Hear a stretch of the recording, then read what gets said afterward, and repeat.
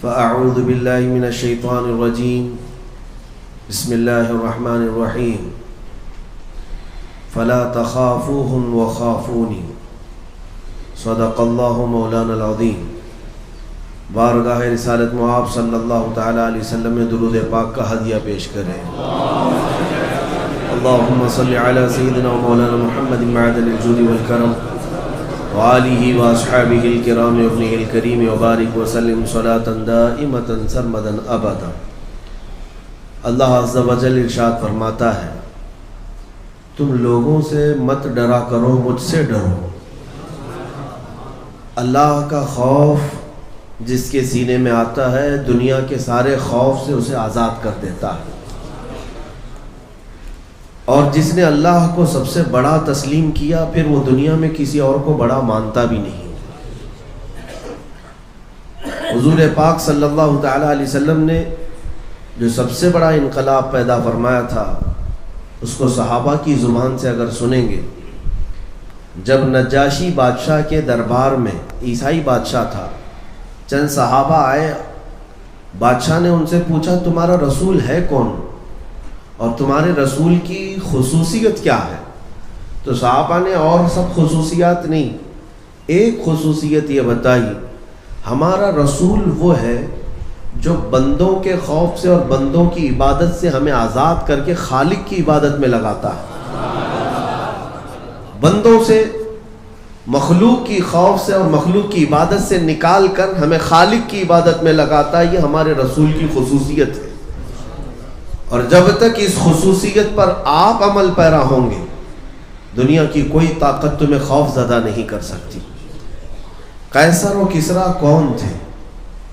قیصر روم کے بادشاہ کو کہا جاتا ہے اور کسریٰ ایران کے بادشاہ کو کہا جاتا تھا۔ اس زمانے میں ان کی حیثیت ویسی تھی جیسے آج امریکہ اور رشیا کی ہے، یا امریکہ اور چائنا کی ہے۔ سپر پاور کی دوڑ میں وہ دونوں طاقتیں پوری دنیا پر قابض تھیں۔ قیصر و کسریٰ کا نام ہی کافی تھا پوری دنیا میں، اتنے طاقتور وہ بادشاہت تسلیم کی جاتی۔ روم کا بادشاہ قیصر ہوتا، ایران کا بادشاہ کسریٰ ہوتا، جن کے پاس لاکھوں کی فوج تھی، بے پناہ ان کے پاس اسلحے تھے، لوٹے ہوئے مارے ہوئے کئی ملکوں پر ان کی اجارہ داری چلتی تھی۔ لیکن آپ کو میں حیرت کی بات بتاؤں، جو اپنے وقت کے سپر پاور طاقتیں تھیں، مکہ سے ہجرت کر کے مدینے جانے والے صحابہ، ہجرت کر کے جانے والے جن کا گھر بار سب مکہ میں چھوٹ گیا، مال و دولت رشتہ دار سب چھوٹ گئے، مدینے میں آنے والے وہ صحابہ جن کے پاس مکان بھی نہیں تھا، جن کے پاس صحیح ڈھنگ کے لباس بھی نہیں تھے کہ وہ اپنا بدن چھپا سکے، ان صحابہ نے ایک دن یہ نعرہ لگایا مدینے میں، ایک دن وہ آئے گا جب ہم قیصر و کسریٰ کو فتح کریں گے۔ زمین و آسمان کا فرق نظر آتا ہے دنیا کو کہ یہ وہ لوگ ہیں جو بے گھر ہوئے ہیں، یہ وہ لوگ ہیں جن کا اپنا اصلی وطن چھوٹ گیا، یہ وہ لوگ ہیں جن کا گھر بار جائیداد سب چھوٹ گئی، اور بات کریں، اگر یہ بات کرتے کہ ہم واپس مکہ کو فتح کریں تو لوگ سمجھتے کہ ہاں ان کا وطن چھوٹا ہے، واپس مکہ یہ فتح کر لیں گے، لیکن یہ نہتے صحابہ سیدھے سپر پاور فتح کرنے کی بات کرتے تھے۔ قیصر و کسریٰ اس زمانے میں مکہ والے ان کا مذاق اڑاتے تھے۔ کس کا؟ صحابہ کا مذاق اڑاتے تھے، جن کے پیروں میں پہننے کی چپل نہیں، لباس پہ پیبند ہے، دن بھر ایک کھجور پر گزارا کرتے ہیں، یہ لوگ قیصر و کسریٰ کو فتح کرنے کی بات کرتے ہیں۔ لیکن میرے عزیزوں، جب وہ صحابہ کوئی بات کہتے تھے تو اس کا اثر بھی اتنا ہوتا تھا کہ سامنے دشمن اگرچہ انکار کر دیتا کہ تم سے کچھ نہیں ہوتا، لیکن خوف بھی رہتا تھا دل کے اندر کہ یہ بول رہے ہیں تو شاید کچھ ہو بھی جائے، یہ بول رہے ہیں تو شاید کچھ ہو بھی جائے، یہ خوف دنیا میں طاری رہتا تھا۔ اب میں آپ کو بتاؤں، ان بڑی طاقتوں پر خوف طاری کرنے والا ایک امیر المومنین عمر ابن خطاب۔ قیصر و کسریٰ نے دیکھا کہ یہ دعوے پہ دعوے کیے جا رہے ہیں، ان کے پاس کون سی طاقت ہے، اپنے قاصد کو بھیجا کہ جا عمر کی تلاشی لیا، مسلمانوں کا جو بادشاہ ہے وہ کتنا پاورفل ہو چکا اور کتنا آج طاقت جمع کر چکا ہے جو آج قیصر اور کسریٰ کو پلٹنے کی بات کرتا ہے۔ ایک قاصد مدینے آیا، صحابہ سے ملاقات کی اور کہا تمہارے بادشاہ سے ملنا ہے۔ تو صحابہ جو موجود تھے انہوں نے ہنس کر کے کہا ہمارا بادشاہ ہوتا ہی نہیں، ہمارا بادشاہ نہیں ہوتا۔ تو پھر کہا کیا ہوتا ہے؟ کہا وہ امیر المومنین ہوتا ہے، غلام رسول ہوتا ہے۔ کہا اچھا وہ امیر المومنین کا محل کہاں ہے؟ پھر صحابہ پھر ہنس پڑے، کہا اس کا محل بھی نہیں ہوتا، محل بھی نہیں ہوتا۔ قیصر و کسریٰ کا قاصد آیا ہے، ترجمان آیا ہے حالات معلوم کرنے کے لیے، مدینے جو پوری دنیا پر پھیل رہی ہے اس جماعت کا حال معلوم کرنے آیا ہے۔ تو صحابہ سے پوچھا اچھا بتاؤ تمہارا امیر ہی کہاں رہتا ہے؟ صحابہ نے کہا مسجد نبوی کے قریب ایک پیپل کا جھاڑ ہے، اس کے نیچے سویا ہوگا، دوپہر کا وقت ہے۔ یہ پتہ کس کا بتایا جا رہا ہے؟ اس عمر ابن خطاب کا جس سے پورا قیصر و کسریٰ تھرا رہا ہے۔ وہ قاصد آیا اور بغور دیکھنے کے بعد اسے اندازہ ہوا کہ واقعی سیدنا عمر ابن خطاب ایک درخت کے نیچے ننگی پیٹھ زمین پر سوئے ہوئے، نہ کوئی باڈی گارڈ ہے نہ سیکورٹی گارڈ ہے، لیکن آپ محو خواب ہیں، آرام کر رہے ہیں۔ قاصد نے دل میں یہ سوچا کہ یہی وہ شخص ہے جس سے ہمارے بادشاہ ڈرے ہوئے ہیں، ہماری پوری فوج میں بہت ساری گرمی اور چہل پہل ہو رہی ہے، اس کو دیکھ کر یہ اکیلا ہے، چاہوں تو میں مار دوں۔ حضرت عمر فاروق کی آنکھ کھل گئی اور کہا جو تو سوچ رہا ہے وہ ہو نہیں سکتا، جو تو سوچ رہا ہے وہ ہو نہیں سکتا، اللہ میری حفاظت میں ہے۔ عزیزان گرامی، یہ کون سی چیز تھی جو انہیں ہر طرح کے خوف سے آزاد کی ہوئی تھی؟ کون سی چیز تھی جو بے خوف دنیا میں جیتے تھے؟ وہ ایک ہی چیز ہے، انہوں نے اپنے دل کو خوف خدا میں بسا لیا تھا، محبت مصطفیٰ میں اپنے آپ کو فدا کر لیا تھا، تو ہر غم سے اور ہر خوف سے آزاد ہو گئے۔ یہی وہ لوگ ہیں جن کے بارے میں قرآن نے کہا الا ان اولیاء اللہ لا خوف علیہم ولا هم يحزنون، آگاہ ہو جاؤ اللہ کے جو دوست ہیں انہیں نہ دنیا میں کسی کا خوف ہوتا ہے نہ آخرت کا غم ہوتا ہے۔ خوف کس بات کا ہوگا؟ آج سب سے بڑا ہمارا ایشو یہی ہے کہ ڈر اور خوف جس میں ہم جی رہے ہیں۔ حالات ایسے ہیں کہ میرے عزیزو دوسروں کی بات کیا، ایک مولوی صاحب ہمارے بغل میں کھڑے ہونے سے خوف کھا رہے تھے۔ 4 دن پہلے کی بات، ہمارے دوسرے لوگوں نے پوچھا، کہا نہیں فوٹو میں آ جاؤں گا، میرے پر بھی کوئی مسئلہ نہ آ جائے۔ یہ خوف ہے، یہ خوف ہے۔ عزیزان گرامی، میں ہر ایک کے بارے میں نہیں کہتا، لیکن اس خوف کو ڈالا کس نے ہے؟ یہ خوف تمہارے دلوں میں آیا کیوں؟ اس کو بھی حدیث رسول سے اگر میں آپ کو بتاؤں، مشکات ابو داؤد شریف کی حدیث ہے، نبی پاک صلی اللہ تعالیٰ علیہ وسلم نے ارشاد فرمایا ان قریب ایک زمانہ ایسا آئے گا کہ تمہارے دلوں پر اللہ کافروں کا خوف ڈال دے گا، دشمنوں کا خوف ڈال دے گا تمہارے دلوں پر۔ صحابہ نے پوچھا یا رسول اللہ ایسا کیوں ہوگا، ایسا کیوں ہوگا؟ نبی پاک صلی اللہ تعالیٰ علیہ وسلم ارشاد فرماتے ہیں صرف اس لیے ہوگا حب الدنیا و کراہیت الموت، تم دنیا میں بے پناہ محبت کرنے لگ جاؤ گے اور موت سے بھاگنے لگو گے۔ جب یہ 2 چیزیں تمہارے اندر آ جائیں، صرف دنیا دنیا دنیا اور موت سے خوف، موت سے ڈر، تو رب تعالیٰ کے حبیب فرماتے ہیں اللہ تمہارے دلوں پر ظالموں کا خوف ڈال دے گا۔ یہ ہم دیکھ رہے ہیں آج، ارے چلتے ہوئے جلدی سے ٹوپی چھپا لیا کہ کہیں لوگ دیکھ کر کے مجھے نشانہ نہ بنا لیں، جلدی سے داڑھی منڈا لیا تاکہ مجھے لوگ سیکولر کہیں، پورا مسلمان بھی نہ سمجھے پورا کافر بھی نہ سمجھے، بیچ کا سمجھے۔ تم نے خود اپنے آپ کو بدلنے کی کوشش کر لی۔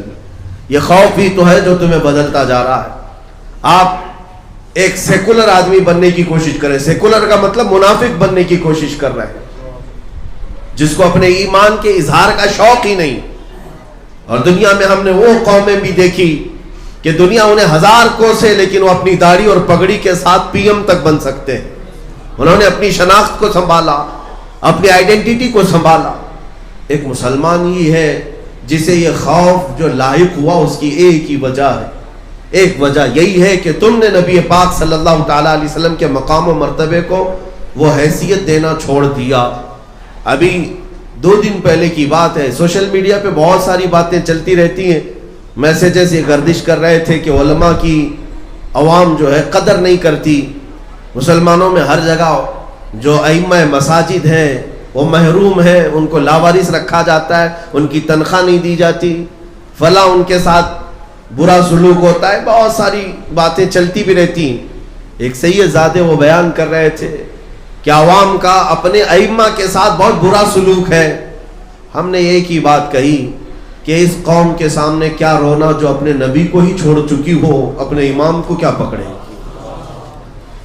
جو اپنے نبی پاک کا امامہ پسند نہ کرے وہ اپنے امام کا جبہ پجامہ کیا پسند کرے, اسے تو کڑنے ہی لگتی ہیں چیزیں. اور جو رسول پاک سے سچی محبت رکھتا ہے وہ حضور پاک کی ہر شکل سے بھی محبت کرے گا, ان کے نائبوں سے بھی محبت کرے گا, ان سے ریلیٹڈ ہر چیز سے محبت کرے گا. بات یہی ہے میرے عزیزوں, یہ جو حالات آج تبدیل ہوئے بہت تیزی سے, اکثر ہمارے ہاں اینالائز کرنے والے, تجزیہ کرنے والے, بیٹھ کر کے ڈیبیٹ کرنے والے ان باتوں کو لاتے ہیں سامنے کہ مسلمانوں کے ساتھ جو یہ حالات ہیں اس کی ایک بڑی وجہ مخالف پارٹیاں ہیں, گورنمنٹ میں برسر اقتدار آنے والی وہ کٹرواد تنظیمیں ہیں. تم ڈاکوؤں کو کیا بلیم کرتے رہو گے؟ بات اتنی ہے کہ ڈاکو کی فطرت ہے ڈاکہ ڈالنا. ایک شاعر نے کہا ہے مجھے رہزنوں سے غرض نہیں, تیری رہبری کا سوال ہے. چور تو چوری کرتا ہی رہتا ہے, آپ کیا کر رہے تھے اس وقت یہ پوچھا جائے گا. آپ اپنے سامان کو بکھرا ہوا چھوڑے ہوئے تھے, ظاہر سی بات ہے اپنے گھر کے آنگن میں آپ اپنا سونا چاندی سارا مال لا کر رکھے اور گھر میں سو رہے ہوں, چور آ کر چوری کر لے جائے تو گالیاں چور کو دو گے کہ چور میرے گھر کا سامان اٹھا لے گیا؟ بلکہ غلطی تمہاری ہے کہ جس سامان کی حفاظت تم پر ضروری تھی تم نے آنگن میں کیوں اس کا اظہار کیا. یہی حالات ہے میرے عزیزوں. ان کفار و مشرکین بدبخت اور ظالموں کو ہم کوس رہے ہیں, ان کی عادت آج سے نہیں, ابو لہب سے بھی یہی چلتا آ رہا ہے, ابو جہل سے بھی یہی چلتا آ رہا ہے, یہ کوئی نئی بات نہیں. موب لنچنگ آج کے زمانے کی ایجاد نہیں, کوفہ والوں نے کیا موب لنچنگ نہیں کی تھی؟ ایک امام مسلم بن عقیل کو سارے کتوں نے گھیر کر قتل کیا, ان کے سر کو گورنر ہاؤس پر لٹکایا, یہ موب لنچنگ ہی تو تھی. ہانی بن عروہ کو قتل کر کے کوفہ کے بازاروں میں گھمایا, یہ موب لنچنگ ہی تو تھی. آج کی ایجاد نہیں ہے, یہ پچھلے کئی صدیوں سے ظالم اپنے ظلم پر اور کافر اپنے کفر پر اڑا ہوا ہے. سوال صرف تمہارے متعلق آتا ہے کہ تم آج اتنی تیز کیسے بدل گئے. اس لیے کہ جب ہماری تعداد 313, 414, 1000, 2000 کی ہوتی, لیکن دشمنان اسلام پر ایک ہیبت طاری ہوتی تھی, ایک ہیبت طاری ہوتی. میں نے ایک انگریز مفکر کی لکھی ہوئی تاریخ کو دیکھا جس نے صلاح الدین ایوبی کی تاریخ لکھی ہے. وہ جرمن کا رہنے والا یا اٹلی کا رہنے والا, اس نے یہ لکھا ہے کہ میں نے پوری تاریخ میں ایسا شخص نہیں دیکھا کہ صلاح الدین کے پاس ایک وقت ایسے حالات آ گئے کہ 12,000 کا صرف اس کے پاس لشکر رہ گیا تھا. توجہ چاہتا ہوں, 12,000 کا لشکر رہ گیا تھا اور مقابل میں سارے صلیبی بادشاہ جمع ہوئے اور ان کی فوج جو جمع ہوئی وہ 4 لاکھ کی ہو چکی تھی. اور 4 لاکھ کی فوج وہ صلاح الدین ایوبی کے سر پر لا کر کھڑے ہو گئے. اور صلاح الدین کے پاس راستہ کیا تھا؟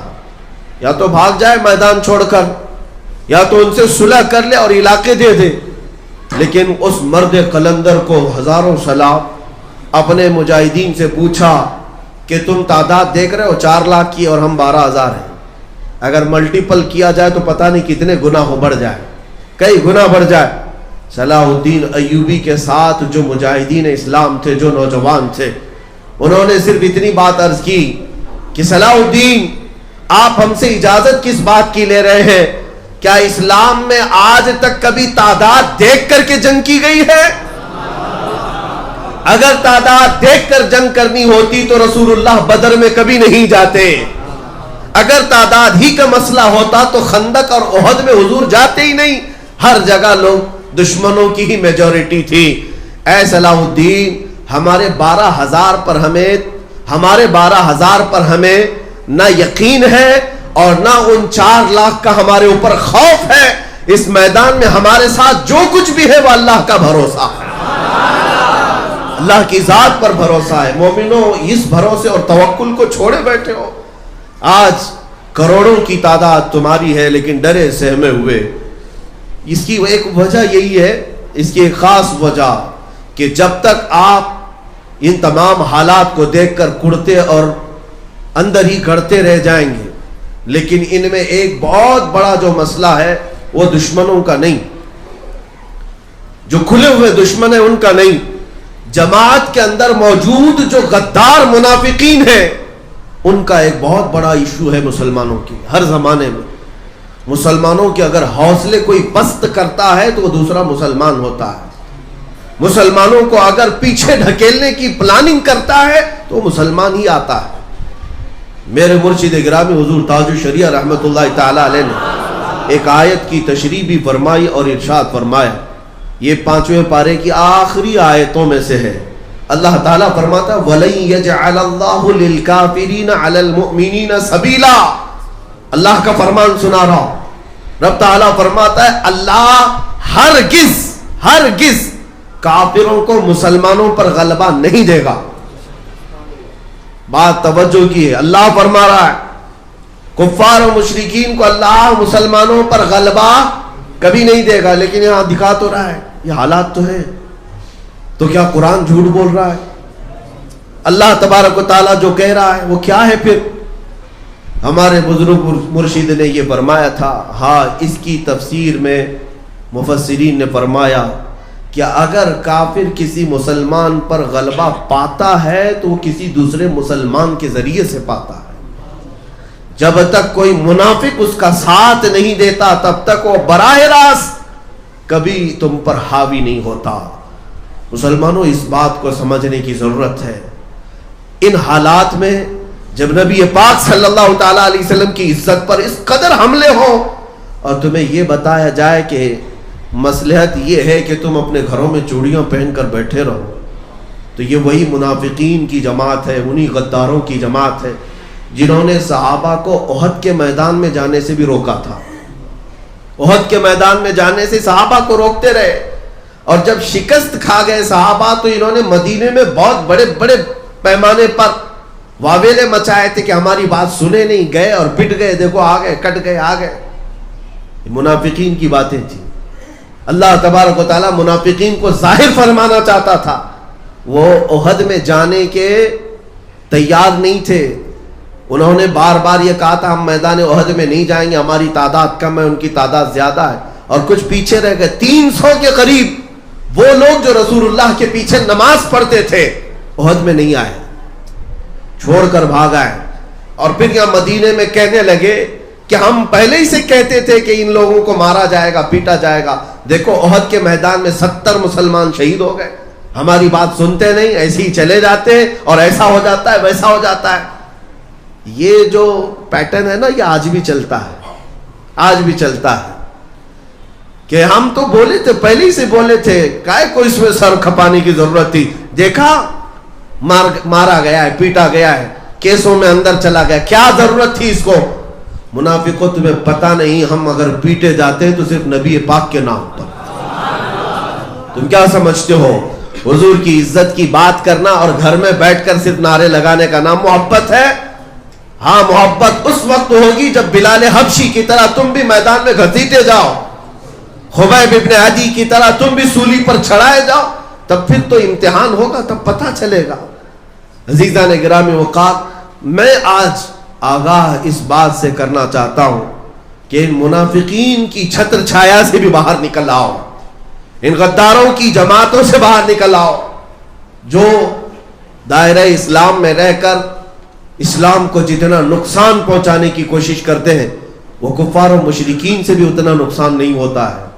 آپ نے دیکھا کہ باضابطہ طور پر مسلمانوں میں ایسے لوگ پالے جاتے, خریدے جاتے ہیں, ان کے چہرے پر داڑیاں بھی رکھوائی جاتی ہیں, ان کو جبے کبے بھی پہنائے جاتے ہیں, اور پھر یہ زر خرید ٹٹو وہ ہیں جو مومنین کے حوصلے پست کرنے کے لیے لائے جاتے ہیں. اور وقت آتا ہے تو یہ بدل بھی جاتے ہیں. آپ نے دیکھا ہوگا کتنے زمانے تک اتر پردیش کے وقف بورڈ پر ایک شیعہ نام سے وسیم یہ غلبہ حاصل کیے ہوئے حکومت کر رہا تھا, صدارت پر بیٹھا ہوا تھا, بنام مسلمان تھا. لیکن میرے عزیزوں, جب وقت آیا تو ان خبیثوں نے اپنا اصلی رنگ ظاہر بھی کیا اور بدل بھی گئے, چلے بھی گئے, اور قرآن پاک پر حملے کیے, حضور کی ذات پر حملے کرنا شروع کیے. یہ وہی لوگ ہیں جو زر خرید ہیں, بکے ہوئے ہیں, ان کے ناموں پر کبھی نہ جائیں.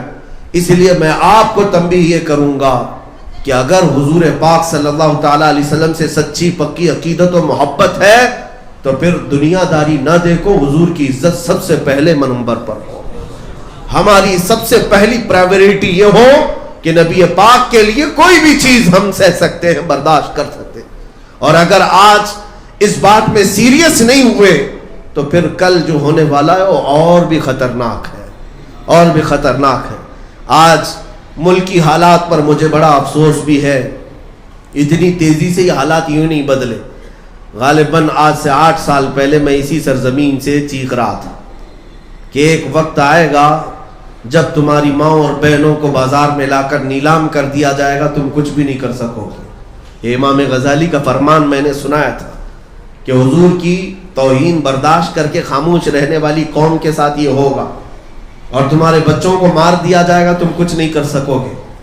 7-8 سال نہیں گزرے, وہ آج حالات ہماری آنکھوں کے سامنے, ہماری ماں اور بہنوں کے ساتھ جو کچھ بھی ہو رہا ہے وہ سب آپ دیکھ رہے ہیں.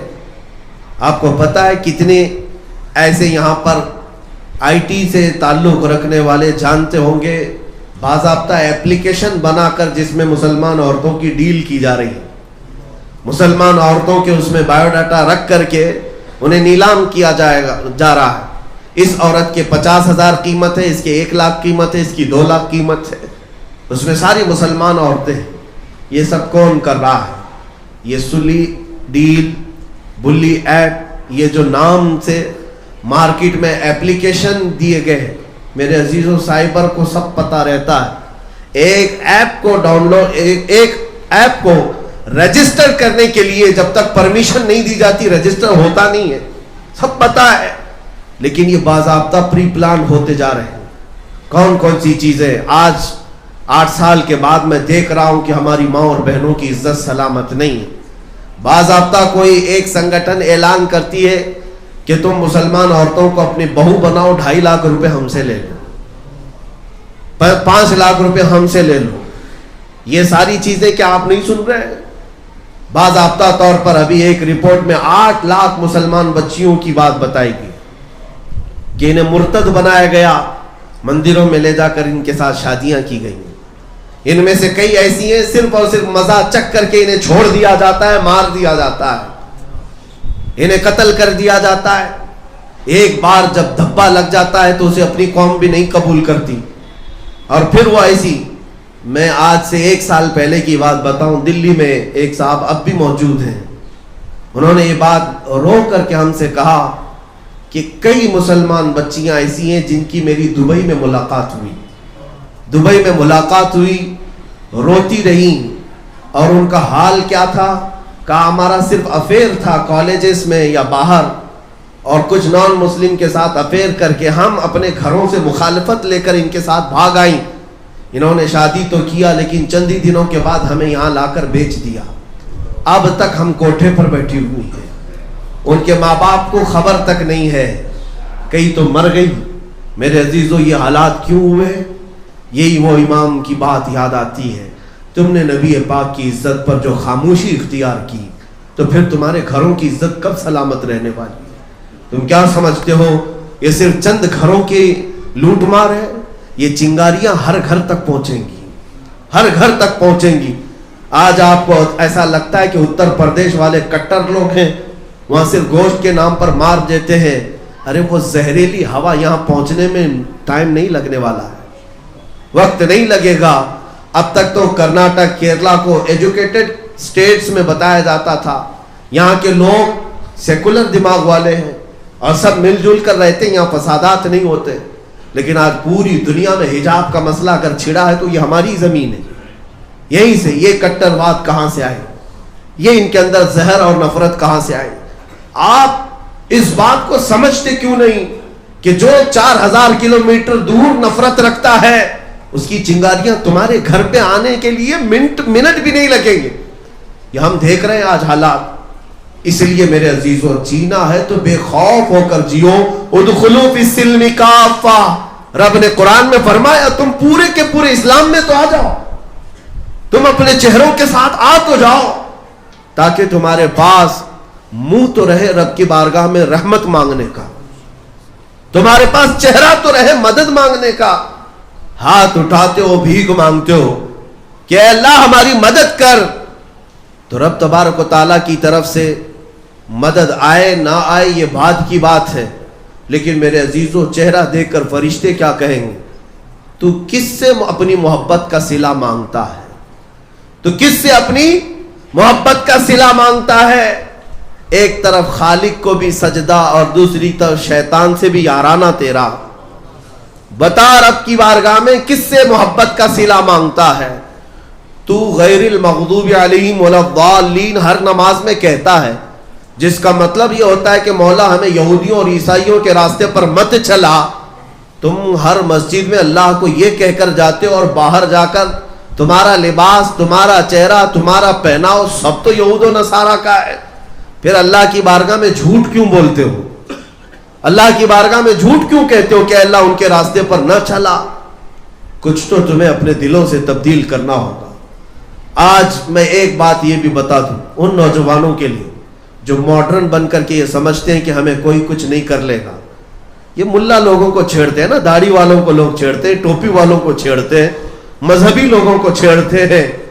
ارے اس زہریلی کافر جماعت کو آپ نے دیکھا نہیں, جنہوں نے ان کو راضی کرنے کے لیے پچھلے 30-40 سال سے پوجا پاٹ کی ہے, انہیں بھی یہ نہیں بخشتے.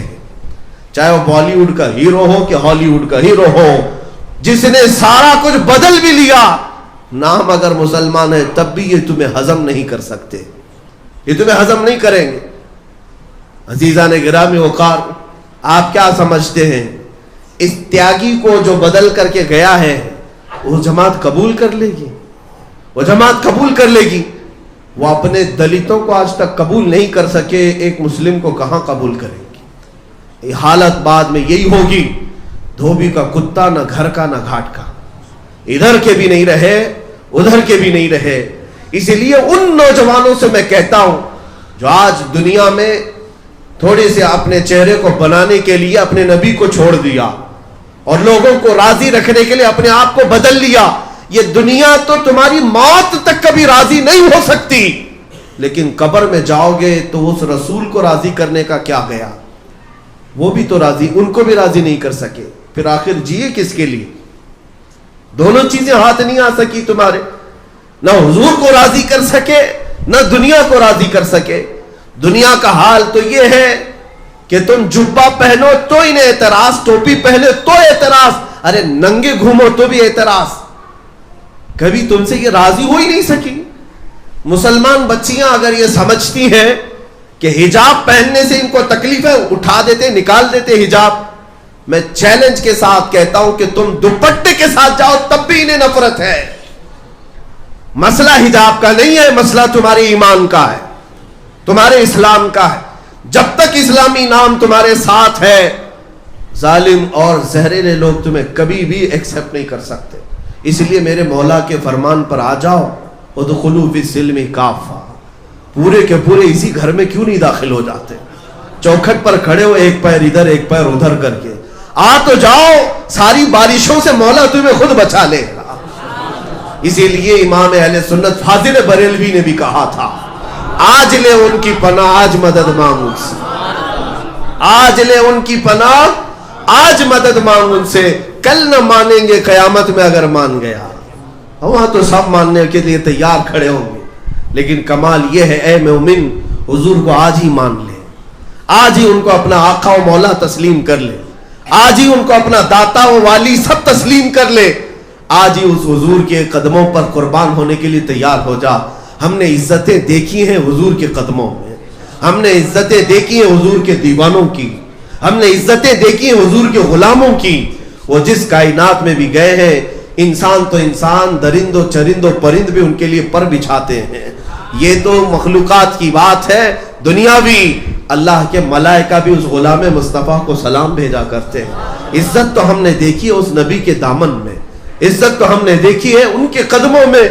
ایک امریکہ کا بڑا پروفیسر ہے، وہ بڑے راگ الاپ رہا تھا کہ ہم نے وہ کر دیا، پیٹرول میزائل بنا دیا، ہم نے بڑی بڑی کمپنیاں ایسی بنائی کہ ہم نے موبائل بنا دیا، کمپیوٹر بنا دیا، ایسے مشینیں بنائی کہ ہم نے سورج کی روشنیوں کو قید کر کے کرنٹ بنا دیا، زمین کے سیال مادے کو نکال کر کیمیکل بنا دیا.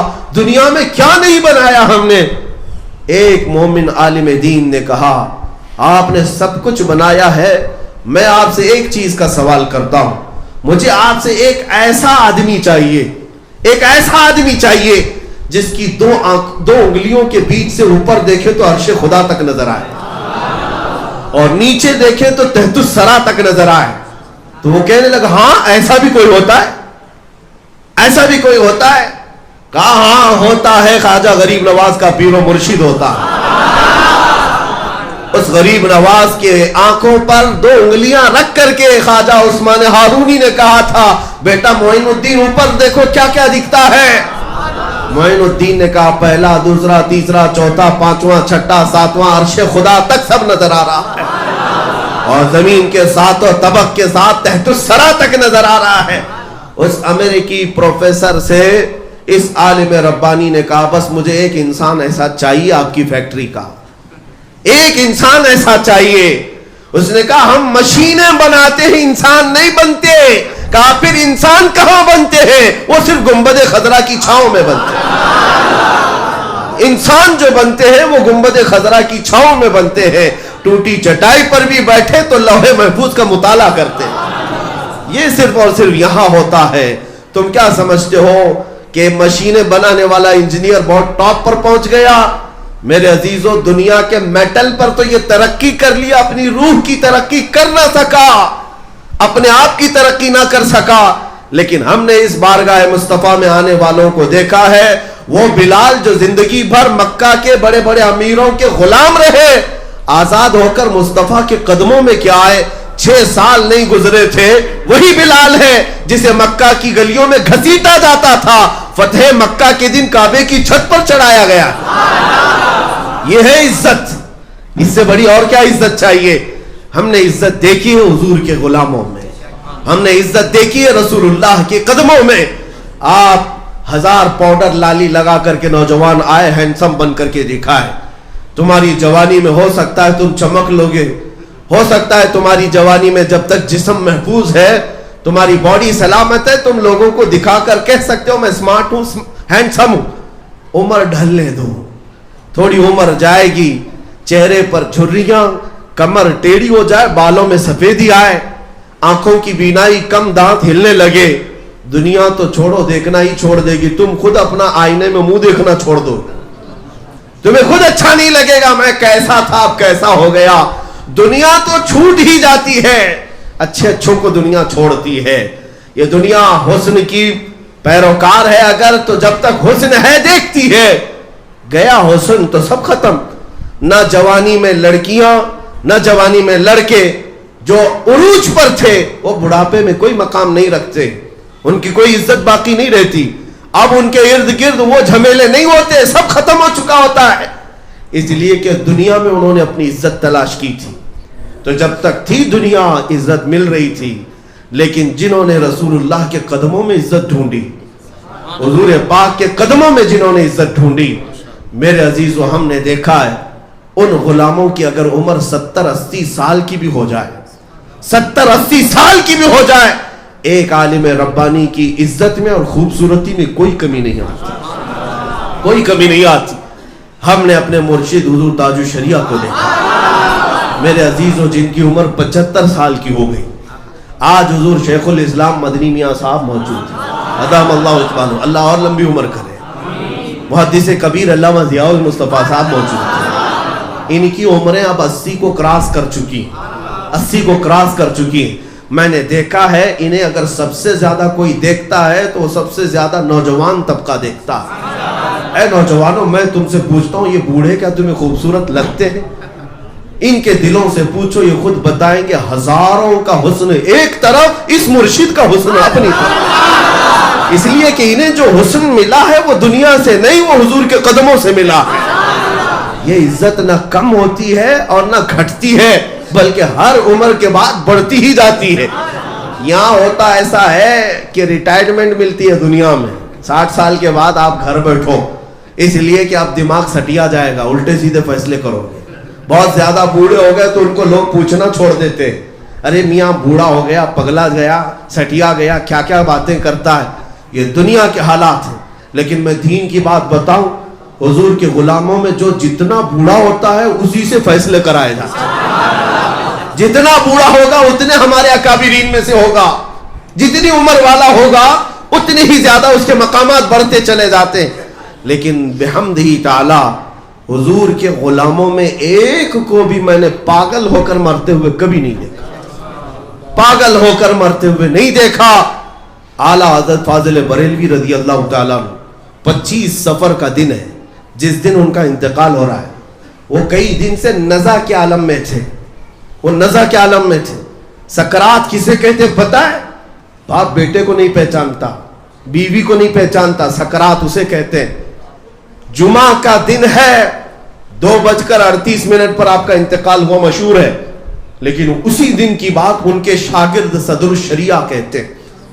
اعلیٰ حضرت کے شاگرد ہیں حکیم امجد علی خان رحمۃ اللہ علیہ، کہتے ہیں میں دارالافتاء میں فتویٰ لکھ رہا تھا، مجھے ایک عبارت نہیں مل رہی تھی کس کتاب میں، ریفرنس مجھے چاہیے تھا، لیکن اعلیٰ حضرت بیمار تھے، کئی دنوں سے بیمار تھے، لیکن میرے بس کا بھی کام نہیں تھا، لائبریری ڈھونڈ ڈھونڈ کر تھک گیا، مجھے مل نہیں رہی تھی۔ سوچا کہ ایک بار زحمت دے دوں۔ آئے، یہ 12 بجے یا 11 بجے کا وقت تھا جمعہ کا، اذان سے پہلے کی بات ہے۔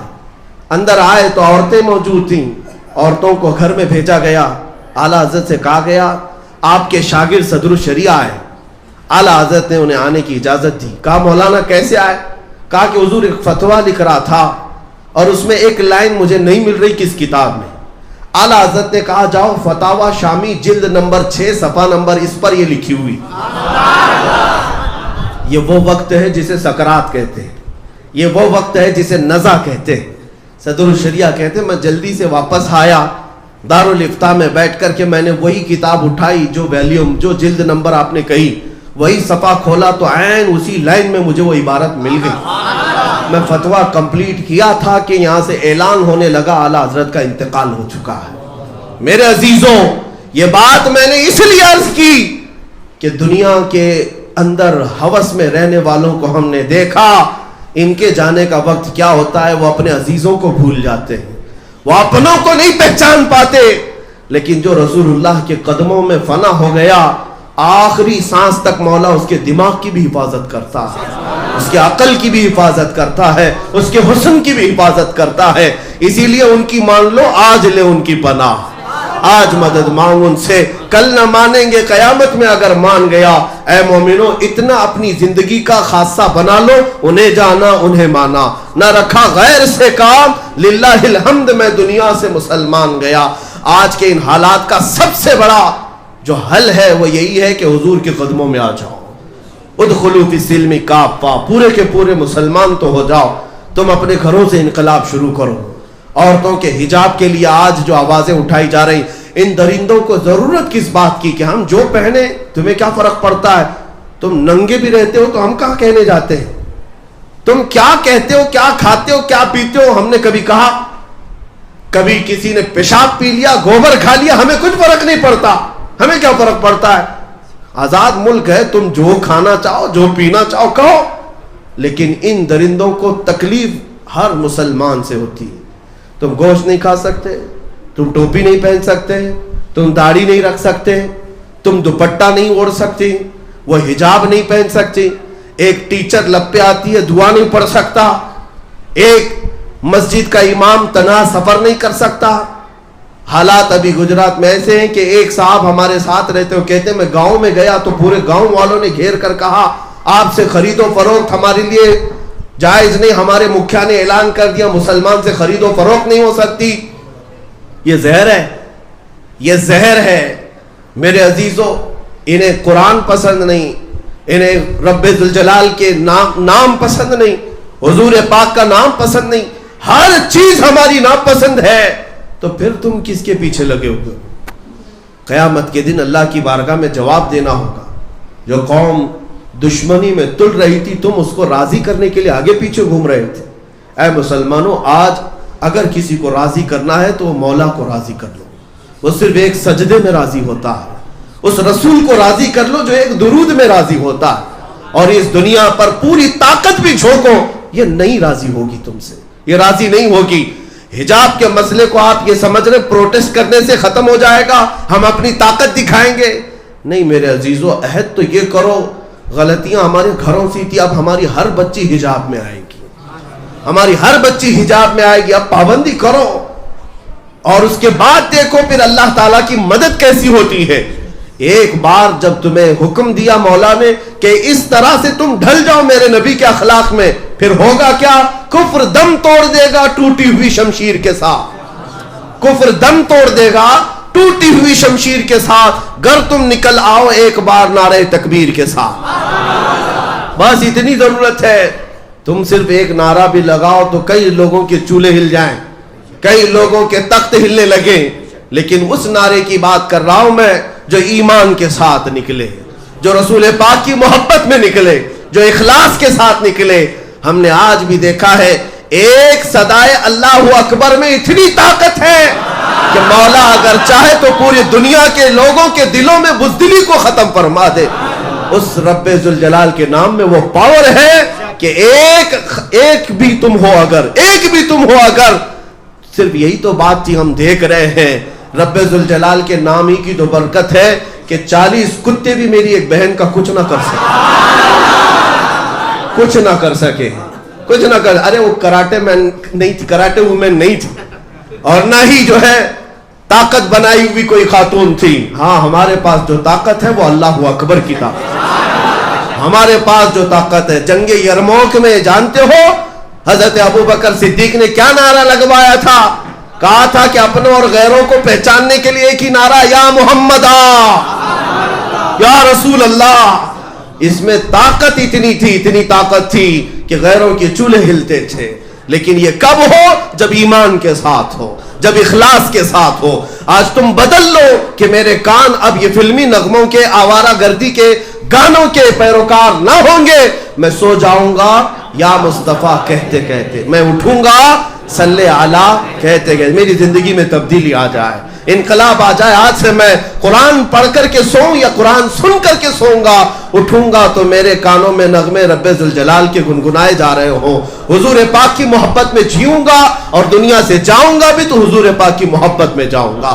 یہ عہد کرو میرے عزیزوں, پھر انشاءاللہ اللہ کی مدد بہت قریب ہے, بہت قریب ہے. ایک بشارت دے کر جاتا ہوں, آخری میری بات, خوشخبری بھی یہ دے کر جاتا ہوں. حالات خراب ہوں گے, اور حالات خراب ہوں گے, یہ زہر بھرے گا. اس لیے کہ ہمارے اللہ تبارک و تعالیٰ کا ایک قانون ہے کہ جب کچرا اور اچھی چیزیں مل جائیں تو انہیں چھانٹنے کے لیے مولا تعالیٰ سختیاں نازل کرتا ہے. منافقین کا کچرا نکل جائے گا اور پیوریٹی والے, ایمان والے باقی رہ جائیں گے, مخلصین باقی رہیں گے. تم ثابت قدم رہنا. میری یہ بشارت سن کر کے جاؤ. یہ حالات کی جو تبدیلی ہے وہ یوں ہی نہیں, وہ امام مہدی کے ظہور کی علامت, وہ امام مہدی کے ظہور کی علامت یہ ہے. پوری دنیا میں جو حالات بدلے ہوئے ہیں وہ یوں ہی نہیں, وہ امام مہدی کے ظہور کی علامات ہے. ہم نے مکہ سے, مدینے سے, بغداد سے, ہر علاقے سے بدلتے ہوئے حالات کو دیکھا ہے.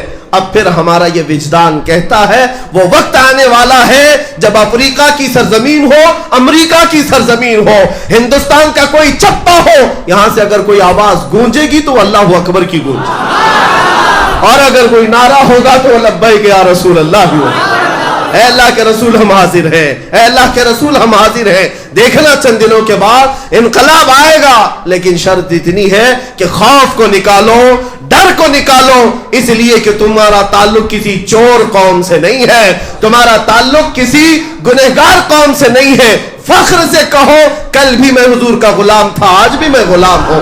اپنا سب کچھ گنبد خضرا کل بھی تھا اور آج بھی ہے. میرے نبی سے میرا رشتہ اور بتلا دو گستاخ نبی کو غیرت سنی زندہ ہے، ان کے نام پہ مر مٹنے کا جذبہ کل بھی تھا اور وآخر دعوانا الحمدللہ.